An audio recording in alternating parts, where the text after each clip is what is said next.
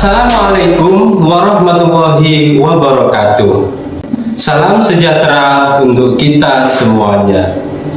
Yang saya hormati Kepala SMA Negeri 1 Keraksaan, Bapak Bambang Sudiarto, SPD MMPD, para wakil kepala sekolah yang saya hormati, koordinator dan tim komunitas belajar SMA Negeri 1 Keraksaan yang saya hormati, serta Bapak Ibu guru peserta berbagi praktik baik pembelajaran berdiferensiasi yang saya cintai. Puji syukur kehadirat Allah Subhanahu wa Ta'ala, Tuhan yang Maha Esa, atas berbagai macam nikmat darinya, terutama nikmat kesehatan, sehingga kita bisa berkumpul di ruang maya ini untuk mengikuti kegiatan berbagi praktik baik, indahnya pembelajaran berdiferensiasi yang berpihak pada murid. Bapak Ibu yang saya hormati, tentunya pembelajaran berdiferensiasi sudah sangat akrab di telinga kita, terutama sejak mulai diberlakukannya kurikulum merdeka di masing-masing sekolah. Pembelajaran berdiferensiasi adalah pembelajaran yang memfasilitasi semua kebutuhan, semua minat, semua bakat murid kita di dalam pembelajaran. Bahkan yang sering kita dengar akhir-akhir ini ada semacam lelucon atau joke yang ada di media sosial yang ketika guru mengajar sebelum pembelajaran atau sebelum pemberlakuan kurikulum merdeka membawa sedikit barang, ketika sekarang sudah pemberlakuan kurikulum merdeka mau mengajar pakai barang-barang, bawa banyak, bawa barang-barang, ada proyektor, ada sound dan lain sebagainya. Mungkin itu salah satu bentuk dari bagaimana upaya kita untuk memfasilitasi kebutuhan peserta didik. Namun, apakah seperti itu pembelajaran berdiferensiasi itu? Kalau bukan, lantas seperti apa? Oleh karena itu, pada kesempatan kali ini kita akan belajar dari 3 orang narasumber kita tentang indahnya pembelajaran berdiferensiasi yang berpihak pada murid. Sebelum pemateri memaparkan materinya, saya akan terlebih dahulu memperkenalkan ketiga pemateri kita pada kesempatan kali ini. Yang pertama adalah Ibu Eva Heti Wahyuni, SPD. Sehari-hari beliau mengajar mata pelajaran Bahasa Indonesia di SMA Negeri 1 Keraksaan. Selain itu, beliau juga pernah menjadi penanggung jawab SKS di SMA unggulan Zaha Gengo. Kemudian beliau juga pernah menjadi staf kurikulum di SMA Negeri 1 Keraksaan. Beliau juga salah seorang penyusun soal USP BKS dan UTBK, dan saat ini beliau tengah sibuk menjalani program pendidikan guru penggerak Angkatan 9 Kabupaten Probolinggo. Dan materi kita yang kedua, pemateri kita yang kedua adalah Ibu Novilia Gita Nuraini, SPD. Beliau adalah pengajar mata pelajaran Bahasa Inggris di SMA Negeri 1 Keraksaan. Selain itu, beliau sehari-hari juga menjadi staf kurikulum di SMA Negeri 1 Keraksaan. Dan pemateri kita yang ketiga adalah Ibu Yulia Riandini, SPD. Beliau sehari-hari juga merupakan seorang guru Bahasa Indonesia di SMA Negeri 1 Keraksaan, juga aktif membantu sebagai staf UAK kesiswaan di SMA Negeri 1 Keraksaan. Bapak Ibu yang saya hormati, beliau bertiga tadi akan membersamai kita pada kesempatan kali ini untuk memaparkan berbagai macam materi tentang pembelajaran berdiferensiasi yang berpihak pada murid. Namun sebelum materi disampaikan oleh ketiga pemateri kita pada kesempatan kali ini, terlebih dahulu mari kita dengarkan arahan dan motivasi yang akan disampaikan oleh Kepala SMA Negeri 1 Keraksaan selaku pembina komunitas belajar SMA Negeri 1 Keraksaan. Kepada beliau, Bapak Bambang Sudiarto, SPD MPD, kami persilahkan. Assalamualaikum warahmatullahi wabarakatuh. Selamat bertemu kembali di kegiatan kali ini. Kita akan membicarakan terkait dengan komunitas belajar. Komunitas belajar yang ada di PMM khususnya di platform Merdeka Mengajar adalah wadah yang dapat digunakan oleh para guru untuk berbagi praktek baik sebagai sarana belajar juga dan sebagai ajang untuk diskusi bersama dengan guru-guru lain yang tergabung dalam komunitas tersebut. Komunitas belajar ini bertujuan yang pertama saling terkoneksi dengan sesama guru dalam sebuah komunitas belajar. Yang kedua, saling berbagi praktek baik dan menjadi teman belajar, juga berdiskusi terkait hal-hal yang baru. Dan harapan kami, tujuan yang ketiga adalah dapat belajar langsung dengan narasumber yang bisa diundang secara langsung ke sekolah atau secara daring untuk membantu proses implementasi kurikulum Merdeka. Oleh karena itu, saya menghimbau dan memotivasi kepada khususnya guru-guru di SMA Negeri 1 Keraksaan untuk bergabung dan aktif dalam kegiatan di Kombel atau Komunitas Belajar SMA Negeri 1 Keraksaan. Sekian, kita harus segera tergerak, bergerak, dan menggerakkan. Sekian dari saya. Wassalamualaikum warahmatullahi wabarakatuh. Demikian tadi telah kita simak bersama arahan dan motivasi dari pembina komunitas belajar SMA Negeri 1 Keraksaan, Bapak Bambang Sudiarto SPD MMPD. Semoga motivasi dan arahan dari beliau senantiasa menjadi penyemangat kita untuk terus memberikan pelayanan yang terbaik kepada peserta didik di sekolah masing-masing. Bapak Ibu yang saya hormati, sebelum pemaparan dari ketiga pemateri kita perlu diinformasikan bahwa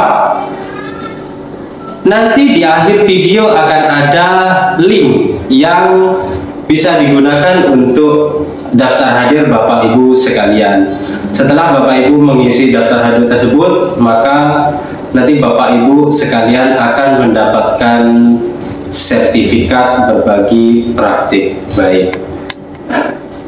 Baik Bapak Ibu, tanpa perlu berpanjang lebar lagi, mari kita ikuti bersama pemaparan materi dari ketiga pemateri kita pada kesempatan kali ini tentang indahnya pembelajaran berdiferensiasi yang berpihak pada peserta didik.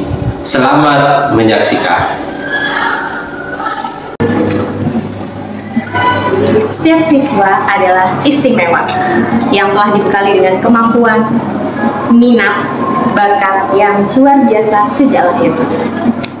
Oleh karena itu, setiap guru harus dapat memetakan dan menggunakan potensi tersebut untuk meningkatkan capaian pembelajaran murid. Salah satu cara yang dapat kita lakukan untuk merespon karakteristik murid yang beragam ini adalah mengimplementasikan pembelajaran paradigma baru dengan cara melaksanakan pembelajaran diferensiasi.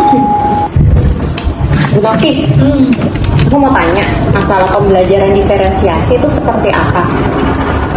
Aku masih bingung cara membedakan.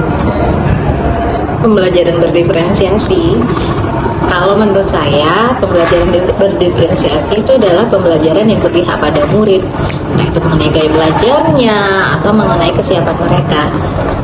Itu kalau menurut saya sih sebenarnya. bisa nggak saya katakan pembelajaran diferensiasi itu misalnya kalau anak itu suka menulis berarti nanti dia difokuskan pada keterampilannya menulis, tapi kalau misalnya dia suka menggambar, jadi nanti saya arahkan dia untuk tugas-tugasnya seperti membuat poster atau membuat infografis atau desain-desain yang lain. Jadi tidak menyentuh sama sekali dengan kegiatan menulis. Apakah seperti itu pembelajaran berdiferensiasi? Mungkin untuk beberapa mata pelajaran itu mungkin berlaku ya. Cuma kalau saya sebagai guru bahasa, kalau di bahasa kan kita harus menguasai 4 keterampilan. Ya kan, ada berbicara, ada mendengarkan, kemudian ada membaca dan juga menulis. Kalau misalnya tujuan pembelajarannya menulis, kemudian anak kita minta untuk berbicara karena dia anak yang suka ngomong, atau kemudian kita minta anak untuk mendengarkan karena mereka audio, berarti kan itu saya rasa nggak cocok seperti itu.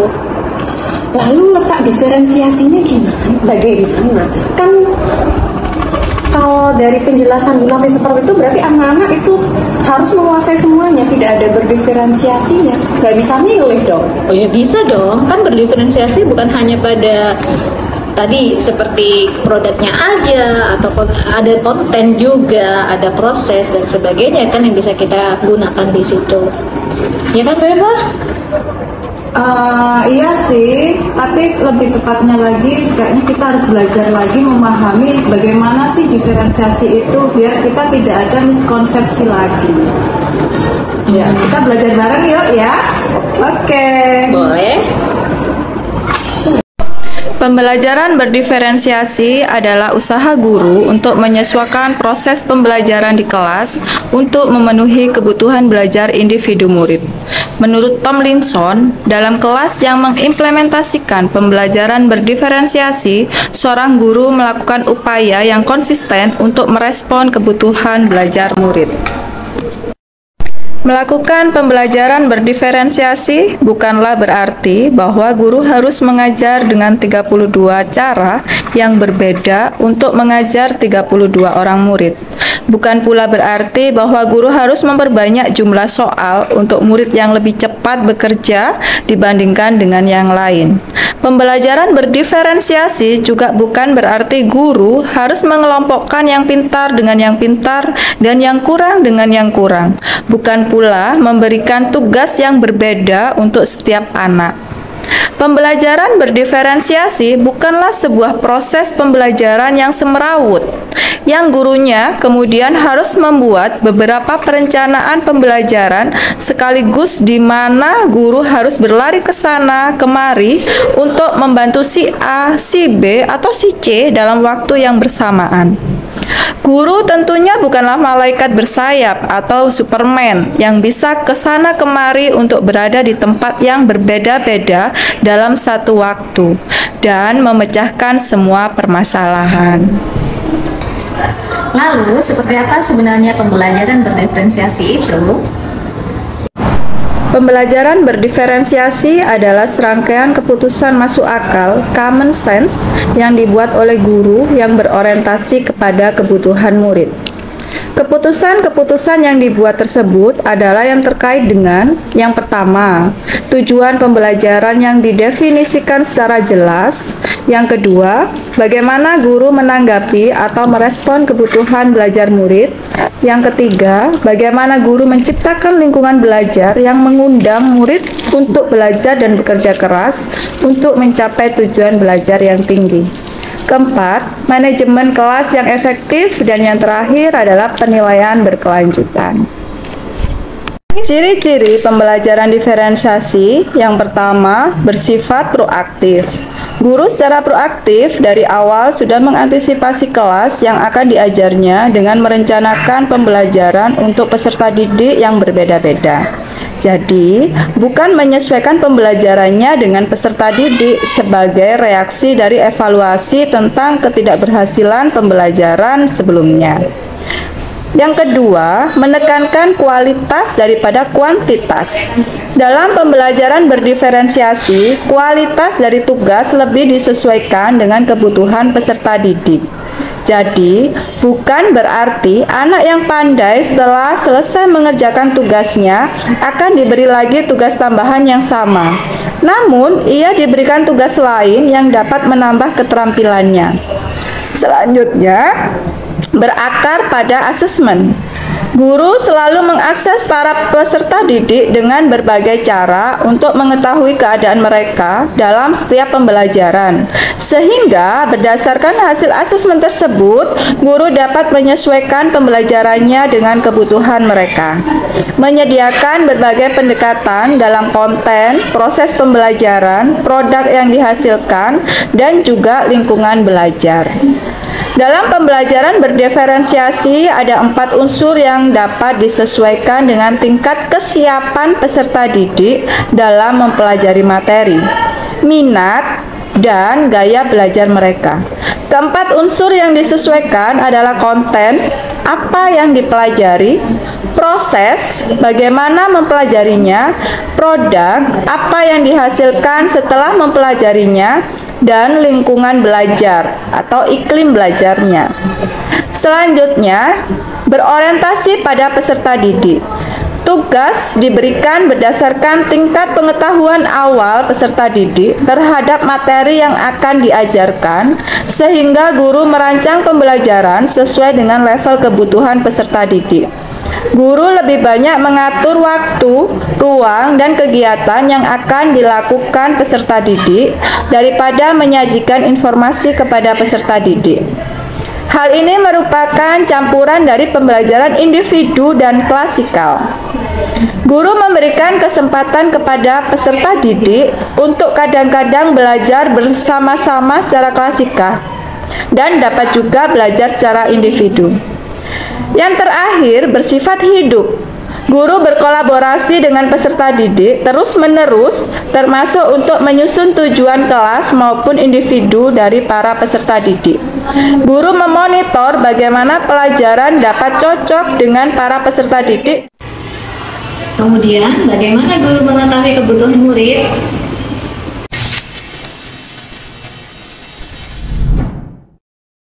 Tomlinson menyampaikan bahwa kita dapat melihat kebutuhan belajar murid paling tidak berdasarkan 3 aspek.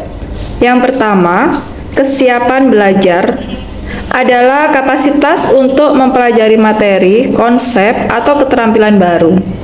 Sebuah tugas yang mempertimbangkan tingkat kesiapan murid akan membawa murid keluar dari zona nyaman mereka dan memberikan mereka tantangan. Namun, dengan lingkungan belajar yang tepat dan dukungan yang memadai, mereka tetap dapat menguasai materi atau keterampilan baru tersebut. Perlu diingat bahwa kesiapan belajar murid bukanlah tentang tingkat intelektualitas atau IQ. Hal ini lebih kepada informasi tentang apakah pengetahuan atau keterampilan yang dimiliki murid saat ini sesuai dengan pengetahuan atau keterampilan baru yang akan diajarkan. Adapun tujuan memperhatikan kebutuhan belajar murid berdasarkan tingkat kesiapan belajar ini adalah untuk memastikan bahwa semua siswa diberikan pengalaman belajar yang menantang secara tepat. Aspek yang kedua yaitu minat. Minat sebenarnya dapat kita lihat dalam 2 perspektif. Yang pertama sebagai minat situasional. Dalam perspektif ini, minat merupakan keadaan psikologis yang dicirikan oleh peningkatan perhatian, upaya, dan pengaruh yang dialami pada saat tertentu. Seorang anak bisa saja tertarik dengan seorang guru berbicara tentang topik hewan. Meskipun sebenarnya ia tidak menyukai topik tentang hewan tersebut, karena gurunya berbicara dengan cara yang sangat menghibur, menarik, dan menggunakan berbagai alat bantu visual. Yang kedua, minat juga dapat dilihat sebagai sebuah kecenderungan individu untuk terlibat dalam jangka waktu lama dengan objek atau topik tertentu. Minat ini disebut juga dengan minat individu. Seorang anak yang memang memiliki minat terhadap hewan, maka ia akan tetap tertarik untuk belajar tentang hewan, meskipun mungkin saat itu guru yang mengajar sama sekali tidak membawakannya dengan cara yang menarik dan menghibur. Beberapa cara yang dapat dilakukan oleh guru untuk menarik minat murid diantaranya adalah: yang pertama, menciptakan situasi pembelajaran yang menarik perhatian murid. Yang kedua, menciptakan konteks pembelajaran yang dikaitkan dengan minat individu murid. Selanjutnya, mengomunikasikan nilai manfaat dari apa yang dipelajari murid. Menciptakan kesempatan-kesempatan belajar di mana murid dapat memecahkan persoalan atau problem based learning. Aspek yang ketiga yaitu profil belajar. Profil belajar ini mengacu pada cara-cara bagaimana kita sebagai individu paling baik untuk belajar. Tujuan dari memperhatikan kebutuhan belajar murid berdasarkan profil belajar adalah untuk memberikan kesempatan kepada murid untuk belajar secara alami dan efisien. Sebagai guru, kadang-kadang kita secara tidak sengaja cenderung memilih gaya belajar yang sesuai dengan gaya belajar kita sendiri. Padahal kita tahu setiap anak memiliki profil belajar sendiri. Memiliki kesadaran tentang ini sangat penting agar guru dapat memvariasikan metode dan pendekatan mengajar mereka. Adapun faktor-faktor yang berkaitan dengan profil belajar murid. Yang pertama, preferensi terhadap lingkungan belajar, misalnya terkait dengan suhu ruangan, tingkat kebisingan, jumlah cahaya, apakah lingkungan belajarnya terstruktur atau tidak struktur, dan sebagainya. Contohnya, mungkin ada anak yang tidak dapat belajar di ruangan yang terlalu dingin, terlalu bising, atau terlalu terang, dan sebagainya. Yang kedua, pengaruh budaya. Ada anak yang santai atau terstruktur, pendiam atau ekspresif, personal atau impersonal. Yang ketiga, preferensi gaya belajar. Gaya belajar adalah bagaimana murid memilih, memperoleh, memproses, dan mengingat informasi baru. Secara umum, gaya belajar ada 3, yaitu yang pertama visual. Belajar dengan melihat. Misalnya, melalui materi yang berupa gambar, diagram, PowerPoint, catatan, atau peta konsep. Yang kedua, auditori, yaitu belajar dengan mendengar. Misalnya mendengarkan penjelasan guru, membaca dengan keras, mendengarkan pendapat saat berdiskusi, dan mendengarkan musik. Yang ketiga, kinestetik. Belajar sambil melakukan, atau misalnya sambil bergerak, melakukan kegiatan hand-on dan sebagainya. Mengingat bahwa murid-murid kita memiliki gaya belajar yang berbeda-beda, maka penting bagi guru untuk berusaha untuk menggunakan kombinasi gaya mengajar. Yang terakhir, preferensi berdasarkan kecerdasan majemuk, multiple intelligence. Teori tentang kecerdasan majemuk menjelaskan bahwa manusia sebenarnya memiliki 8 kecerdasan berbeda yang mencerminkan berbagai cara kita berinteraksi dengan dunia. Kecerdasan tersebut adalah visual spasial, musikal, bodily kinestetik, interpersonal.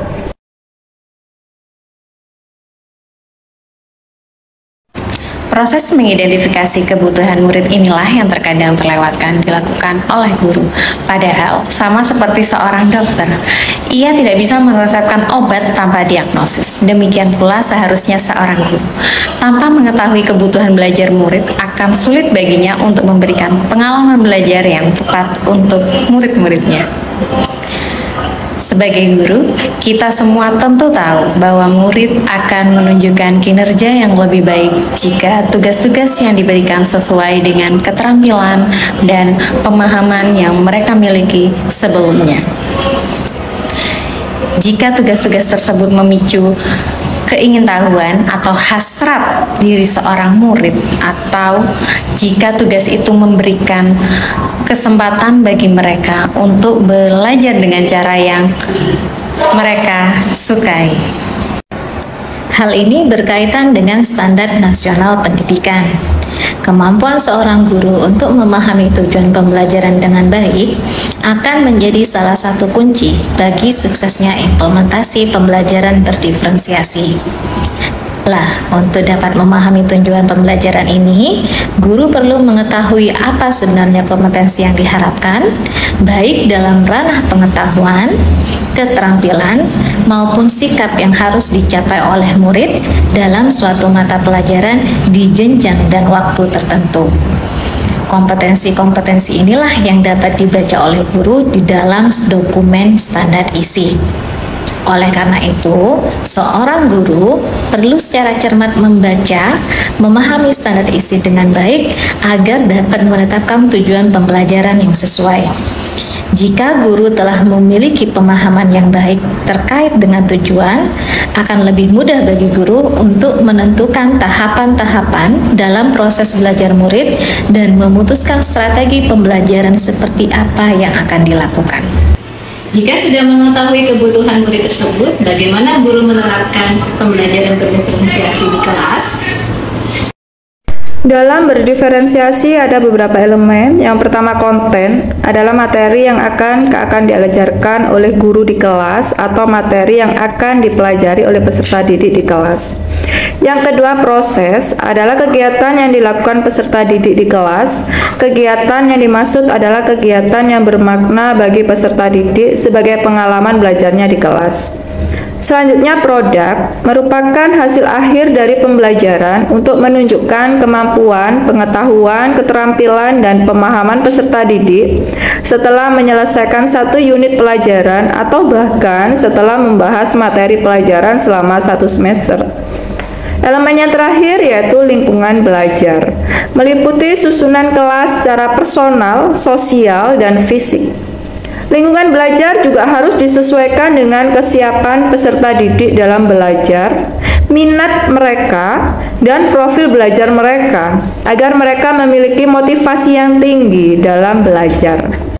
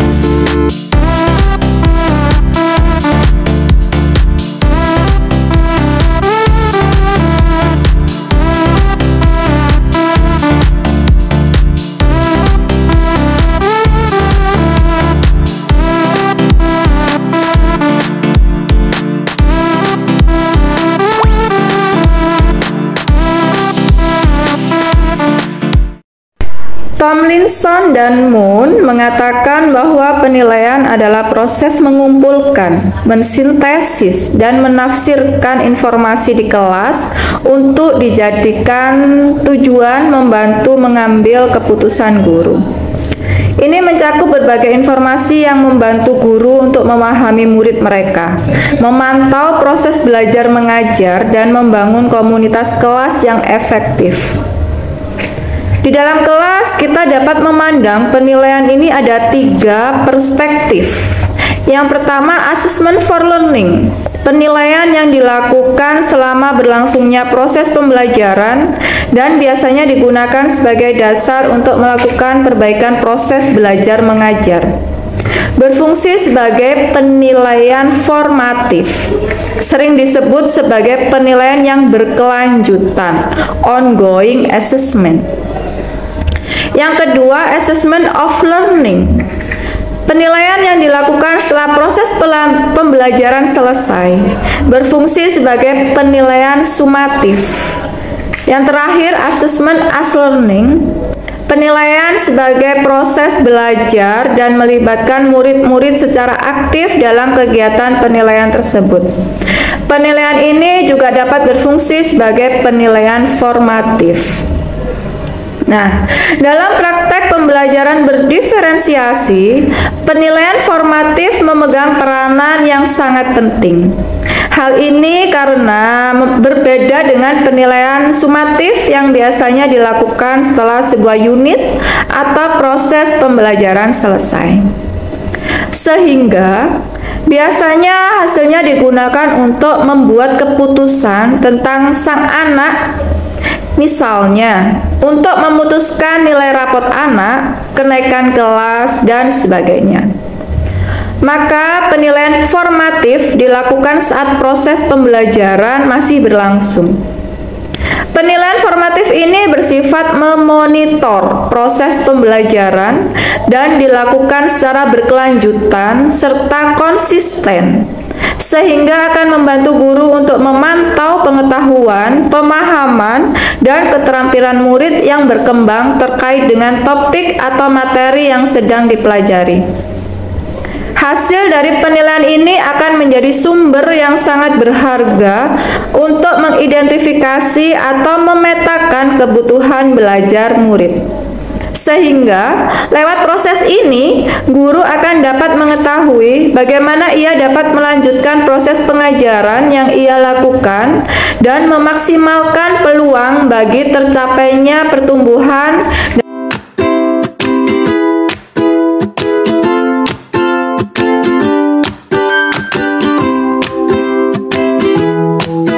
Hal ini berkaitan dengan standar nasional. Di dalam standar penilaian disebutkan bahwa penilaian hasil belajar oleh pendidik bertujuan untuk memantau dan mengevaluasi proses, kemajuan belajar, dan perbaikan hasil belajar peserta didik secara berkesinambungan. Nah, dari deskripsi tentang tujuan ini dapat kita lihat benang merah antara pembelajaran berdiferensiasi dengan upaya pemenuhan standar penilaian. Mengapa? Karena dalam konsep pembelajaran berdiferensiasi, proses penilaian memiliki peranan yang sangat penting. Kemampuan guru dalam melakukan penilaian, menggunakan berbagai strategi, serta menganalisis hasilnya akan membantu guru untuk menyesuaikan strategi pembelajaran yang tepat, memberikan dukungan yang sesuai, serta menyediakan konten yang tepat bagi siswa. Semua penyesuaian ini terkait pembelajaran dibuat oleh guru tersebut akan bergantung pada data hasil penilaian yang dilakukan oleh guru.